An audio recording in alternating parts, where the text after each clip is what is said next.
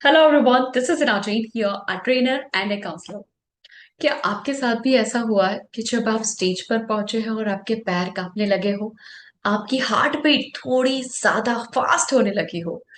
क्या आपको भी ऐसा लगता है कि जब आप स्टेज पर पहुंचते हैं तो वो सब कुछ भूल जाते हैं जो आप याद करके आए घर से? क्या आपको अपना इंट्रोडक्शन देने में थोड़ी सी हिचकिचाहट होती है? क्या आपको नहीं समझ आता है कि मुझे क्या, कौन से टॉपिक पर, किस टाइम पर 20 लोगों के बीच में भी क्या बात करनी चाहिए? उन सारे सवालों के जवाब देने के लिए हम आ रहे हैं एक बहुत जबरदस्त वर्कशॉप लेकर। That is public speaking workshop. अब ये वर्कशॉप आप लोग अपने समय के अनुसार कभी भी, किसी भी टाइम पर, अपनी मन पसंदीदा लैंग्वेज के अंदर आप इसे सीख सकते हैं। आप इस वर्कशॉप को कभी भी किसी भी वक्त पर अटेंड कर सकते हैं, क्योंकि ये सारे के सारे सेशंस, पूरे के पूरा कोर्स जो है वो आपको रिकॉर्डेड फॉर्मेट में मिलता है, जो कि है तो रिकॉर्डिंग, लेकिन आपको लगेगा जैसे कि लाइव सेशन हो। तो बिल्कुल हमारे साथ बने रहिए। देखते हैं कि इस वर्कशॉप में आपको क्या क्या मिलने वाला है।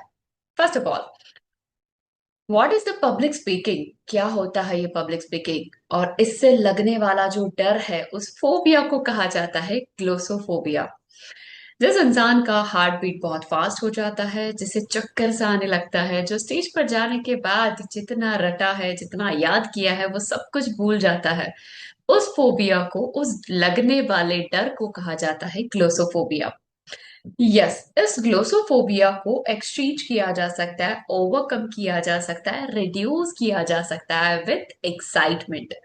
लेकिन इसी के साथ साथ हम कुछ ऐसे एजेंडास जानने वाले हैं, जिन एजेंडास की वजह से हम इस पूरे वर्कशॉप को किस तरीके से कंडक्ट करेंगे, आपको वो पूरा का पूरा मॉड्यूल्स यहाँ पर सेट करके दिया जाएगा। सो देर आर 4 मॉड्यूल्स जो कि इस वर्कशॉप के अंदर इंक्लूड किए गए हैं। The first one, that is body language. क्या होता है ये बॉडी लैंग्वेज? उस बॉडी लैंग्वेज के अंदर कौन कौन से कंसेप्ट होते हैं जिनके ऊपर आपको गौर फरमाने की जरूरत है? ओके, चेक करिए कि क्या आपका वर्बल ठीक है, यानी कि आपका कंटेंट ठीक है। सेकंड थिंग, चेक करिए कि क्या आपका टोन ठीक है, आपका वोकल, आपका वॉइस मॉड्यूलेशन ठीक है क्या। And the third one, that is your body language, यानी कि योर विजुअलिटी, आपका अपीयरेंस वो ठीक है।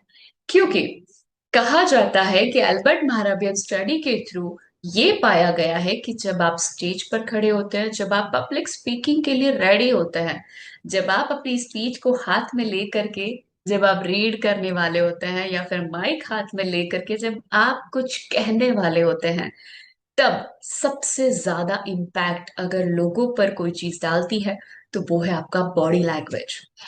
ये बॉडी लैंग्वेज क्या चीज होती है? आपने यहाँ पर जैसा कि देखा है, बॉडी लैंग्वेज लोगों पर 55% इम्पैक्ट करती है, आपका वोकल 38%, और आपका कंटेंट जो आप रट करके लेकर आए हैं, जो कि आप लिख करके लेकर आए हैं, वो सिर्फ और सिर्फ 7% लोगों को इम्पैक्ट करती है। तो आपको ये बहुत अच्छे से समझ आ गया होगा कि बॉडी लैंग्वेज का हमारी स्पीच पर, हमारी पब्लिक स्पीकिंग पर कितना बड़ा रोल जो वो प्ले कर रही है। Okay, so what is body language? जिसके अंदर pose, stress, what is your body's language. हर एक चीज का लैंग्वेज होता है, राइट? जिस तरीके से अभी इस वक्त मैं आपको जिस लैंग्वेज में समझा रही हूँ, दैट इज हिंदी, जिससे हम लोग कम्युनिकेट कर पाते हैं।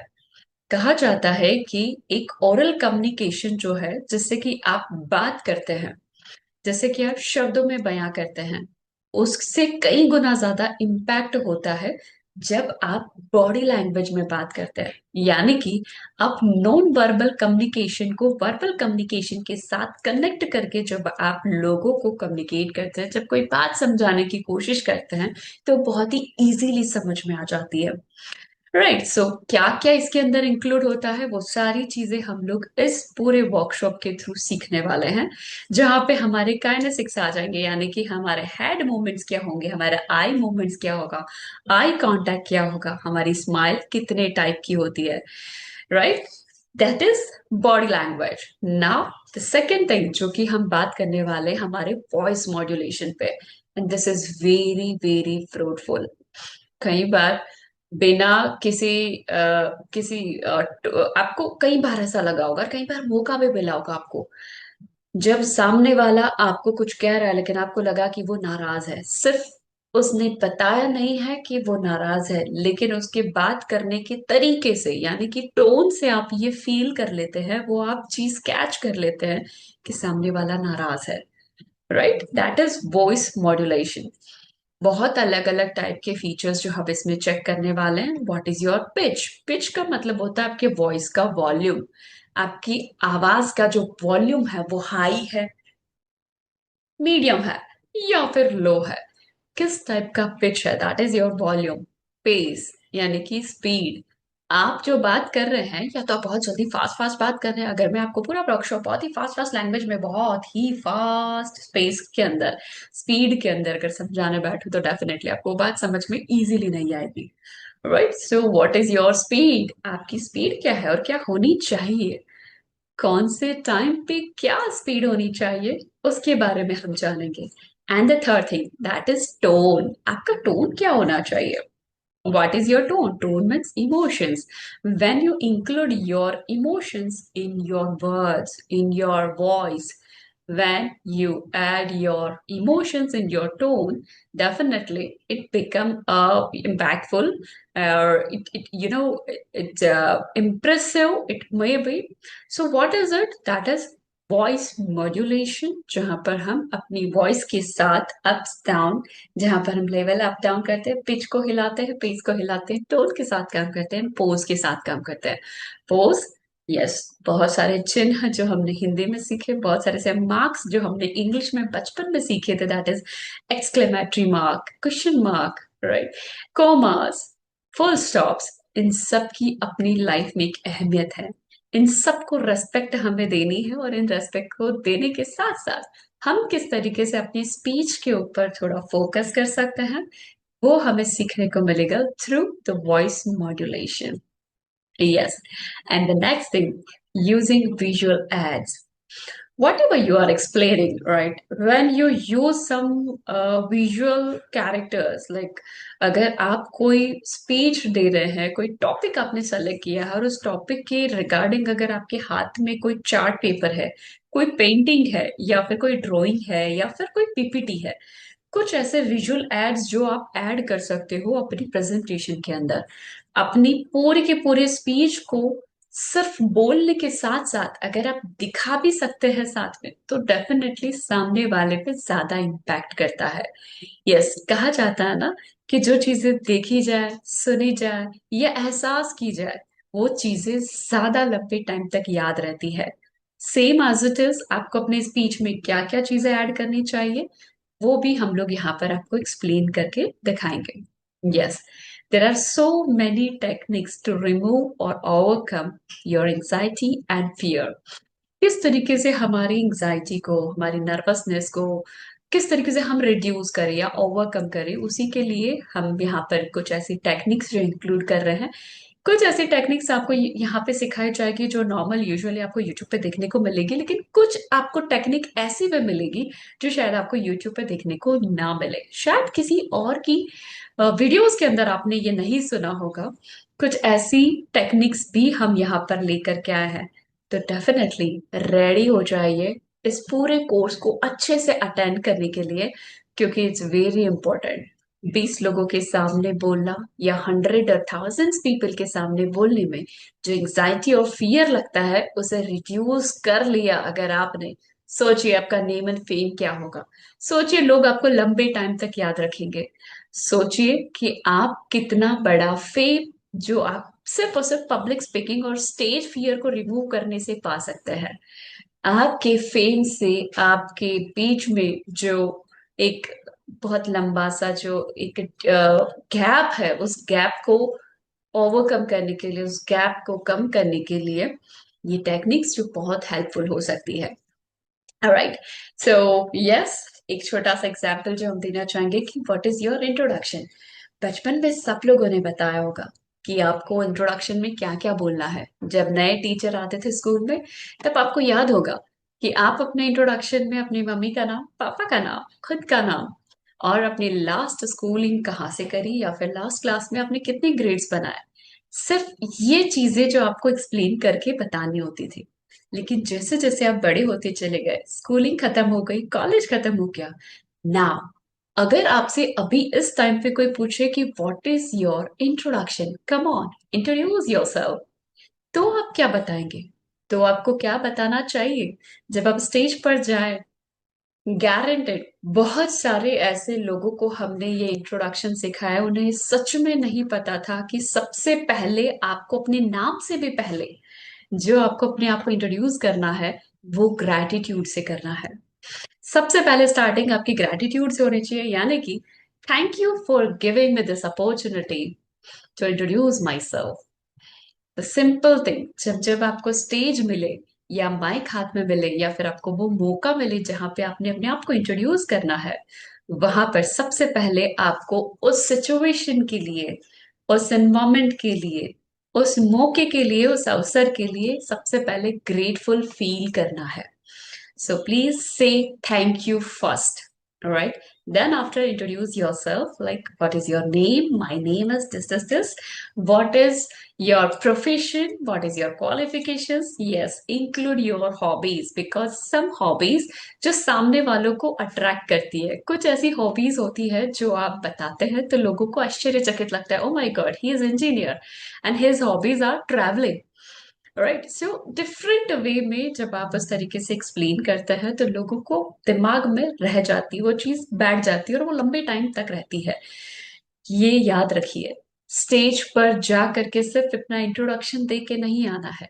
स्टेज पर जाने के बाद, इंट्रोडक्शन के बाद लोग आपको याद रखे, ये ज्यादा जरूरी है। सो हॉबीज को इंक्लूड करिए अपनी चाइल्डहुड स्टोरी, अगर हो सके तो कोई ना कोई चाइल्डहुड स्टोरी जरूर इंक्लूड करिए। जैसे कि when I was in 10th standard, तो मैंने एक मूवी देखी थी एंड दैट इज टार्जन। आप लोगों ने भी देखी होगी, द वंडर कार। ओके, उस मूवी के अंदर स्टार्टिंग में जब वो बच्चा बहुत स्ट्रगल कर रहा होता है, then after he found a car, right, उसने पूरे कार को रिनोवेट करा एंड देन आफ्टर उसने एक लोगो बनाया, डीसी। डीसी अपने पापा के नाम का एक लोगो उसने बनाया और वो लोगो वहां पर चिपकाया था। मुझे नहीं पता ये ख्याल मेरे दिमाग में उस टाइम क्यों आया, लेकिन at that time I was thinking कि ऐसा ही एक लोगो मुझे अपने नाम का बनाना है, that is HJ। And yes, today I have my own company at J Counseling and Training Center. So this is the childhood story जो हम बचपन में सोचते हैं, और आज की डेट में हम कुछ तो ऐसा मटेरियल होगा बचपन का जो आज को कनेक्ट करता है। Right, so you can put some childhood story here. Yes, goal जरूर इंक्लूड करिए क्योंकि लोग आपको समझना चाहते हैं, सिर्फ आपका नाम नहीं जानना चाहते, वो लोग ये भी जानना चाहते हैं कि आप कहाँ से आए हैं, आप क्यों कर रहे हैं, जो भी प्रोफेशन में आप हैं उसमें आगे का गोल क्या है।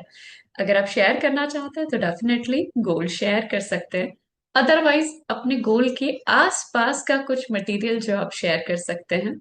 Yes, so this is the introduction portion जहाँ पे आप कुछ अपना, अपनी निजी जिंदगी के बारे में जरूर बताएं ताकि लोगों को आप याद रहें।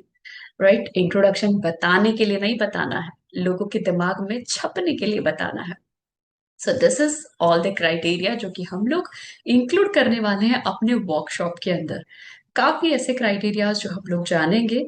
And at the last thing, antidote of fear. अगर आप अपने फियर को मारना चाहते हैं, अगर आप अपने फियर को खत्म कर देना चाहते हैं, फिनिश कर देना चाहते हैं, तो इसका एंटीडोट है एक्शन। वो काम करने की ज्यादा कोशिश करिए जो आपको डर लगता है। यस, अगर आपको डिबेट करने में डर लगता है, स्कूल के किसी भी पार्टिसिप किसी भी एक्टिविटी में, कोई भी फंक्शन या इवेंट के अंदर अगर आपको पार्टिसिपेट करने में डर लगता है, कम ऑन कर लीजिए पार्टिसिपेट, फिर जो होगा सो देखा जाएगा। क्योंकि लाइफ बहुत लंबी है। आज जो आप फेस कर रहे हैं वो सिर्फ कुछ लोग हैं जो शायद थोड़े दिन बाद आपको भूल भी जाएंगे, वो सिचुएशन को, उस एनवायरमेंट को भूल जाएंगे। लेकिन याद रहे, जब आप बहुत बड़े होंगे, जब आपको सच में रियल लाइफ के एप्लीकेशंस में जब आपको इसे अप्लाई करना होगा, तब आपको ये सारी बातें याद रहेगी। तब आपको एक्चुअली याद आएगा कि काश मैंने कुछ पार्टिसिपेट किया होता तो आज मैं ओपन अप होता, आज मैं इजीली लोगों के सामने बोल पाता। तो पब्लिक स्पीकिंग बहुत ही अच्छी और बहुत ही सुंदर आर्ट है। यस, आज से करीबन 15 साल पहले मैंने कभी लाइफ में कभी किसी स्कूल या कॉलेज की इवेंट में पार्टिसिपेट नहीं किया जहाँ पे मुझे स्टेज पर जा करके बोलना पड़े। लेकिन आफ्टर कॉलेज जब मैंने ज्यादा से ज्यादा इवेंट्स के अंदर पार्टिसिपेट करने की कोशिश करी, मैं ज्यादा से ज्यादा स्टेज पे जाने लगी, देन आफ्टर ये फियर मेरा कम होने लगा। सो ऑलवेज रिमेम्बर, एंटीडोट तो एक्शन ही है। तो उसे ज्यादा से ज्यादा करिए, प्रैक्टिस में लेकर के आइए ताकि आपका वो फियर है, जो एंग्जाइटी है, वो खत्म हो जाए। बाकी कुछ टेक्निक्स तो हम आपको बता नहीं वाले। यस, इस पूरे वर्कशॉप के अंदर आपको क्या क्या चीजें जो मिलेगी। फर्स्ट, कुछ टेक अवेज। हाँ, the first thing that is MVP planner. आपको एक ऐसा प्लानर दिया जाएगा 50 डेज का, जो कि डे बाय डे आपको उसे कंप्लीट करने के बाद उसे क्रॉस करना है। तो वो 50 डेज का एक प्लानर जो आपके पास रहेगा, जो आपको स्टिक करना है अपनी वॉल के सामने रखिए। आप अपने स्टडी टेबल के सामने चिपका सकते हैं, जहां पर आपकी मैक्सिमम नजर जाती है वहां पर आप इसे रख सकते हैं। Right, recording of course. Yes, जो भी कोर्स हम लोग यहाँ पे बता रहे हैं उसका रिकॉर्डिंग आपको लाइफ टाइम के लिए आपके पास रहेगा। वो रिकॉर्डिंग आपको मिल जाएगी, जब जब आप भूलते जाए आप उसे वापस से रिपीट कर सकते हैं। कोई टेक्निक अगर रह गया आप उसे वापस से रिपीट कर सकते हैं, बिकॉज मैं समझ सकती हूँ कि वी आर ह्यूमन बीइंग और हमारा जो माइंड है वो बहुत ही शॉर्ट टर्म मेमोरी रखता है। तो दैट्स वाई हमें ज्यादा से ज्यादा अगर रिविजन करना है तो ये रिकॉर्डिंग आपको उसमें बहुत हेल्प करेगी। सर्टिफिकेट, जैसे आपको ये रिकॉर्डिंग मिलती है, आप रिकॉर्डिंग को, ये जो कोर्स है इसे कंप्लीट करते हैं, तो यस उसके साथ साथ आपको एक सर्टिफिकेट भी मिलता है, जो आपका ये कोर्स कंप्लीशन का सर्टिफिकेट रहेगा। AJ counselling and training centre के थ्रू सर्टिफाइड है, that is ISO certified and MSME registered. Yes, these are some topics जिसके ऊपर आप अपनी स्पीच रेडी कर सकते हैं।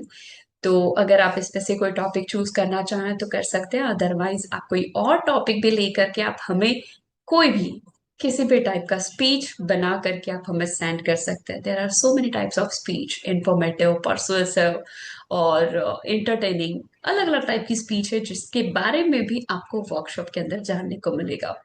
So thank you so much मेरी इस पूरी डेमो को, पूरे सेशन को सुनने के लिए। Thank you so much. अगर आप भी हमारे इस वर्कशॉप को ज्वाइन करना चाहते हैं तो जल्दी से हमारे बायो के अंदर, डिस्क्रिप्शन के अंदर आपको एक बायो लिंक मिलेगा, जिसके अंदर जा करके उस लिंक पे क्लिक करिए और आप उस पूरे वर्कशॉप को बहुत अच्छे से डाउनलोड करके बहुत अच्छे से सीख सकते हैं और कई बार सीख सकते हैं।